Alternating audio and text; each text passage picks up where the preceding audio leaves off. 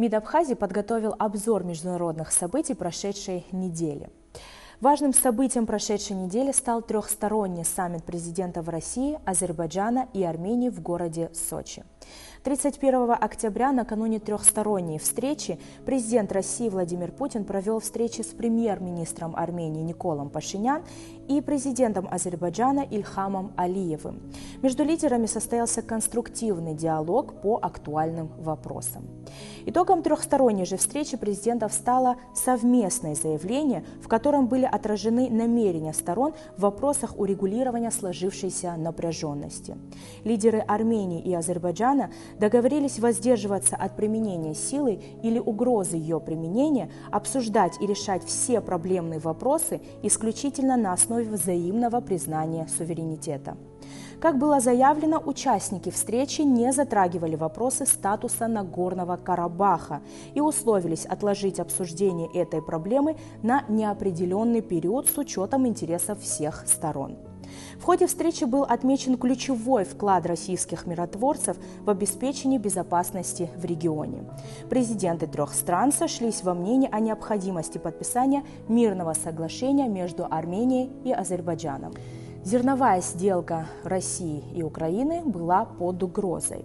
Ситуация вокруг зерновой сделки серьезно обострилась после того, как украинские дроны атаковали российские корабли Черноморского флота, которые были задействованы в обеспечении вывоза зерна.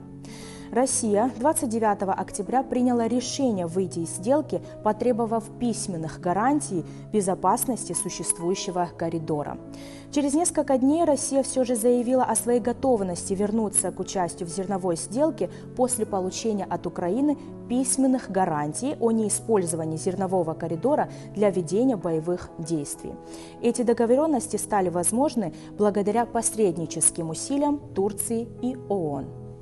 На этой неделе в ряде западных СМИ обсуждалась информация, согласно которой бывший премьер-министр Великобритании Лиз Трасс отправила главе Государственного департамента США Энтони Блинкену сообщение «It's done» спустя минуту после взрывов на северных потоках в конце сентября текущего года.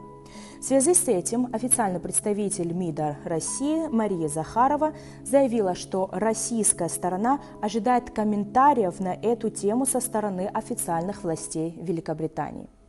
По ее словам, ответ на этот вопрос ожидают миллионы людей по всему миру, которые имеют право знать, что произошло с мировой энергетической безопасностью и какова роль англосаксов в совершенном теракте. На этой неделе в Абхазии с визитом побывала делегация парламентского собрания Союза Белоруссии и России.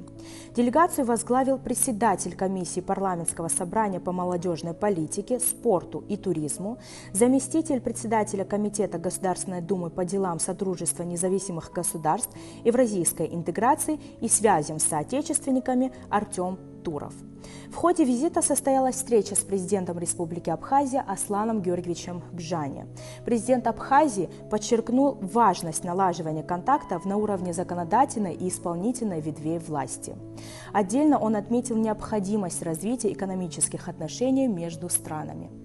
Депутаты парламентского собрания Союза Белоруссии и России также провели встречу с депутатами Народного собрания парламента Республики Абхазия. Также на этой неделе в Доме Москвы в Сухуме прошла первая международная межвузовская выставка. Мы пообщались с главой представительства Россотрудничества в Абхазии Дмитрием Федотовым.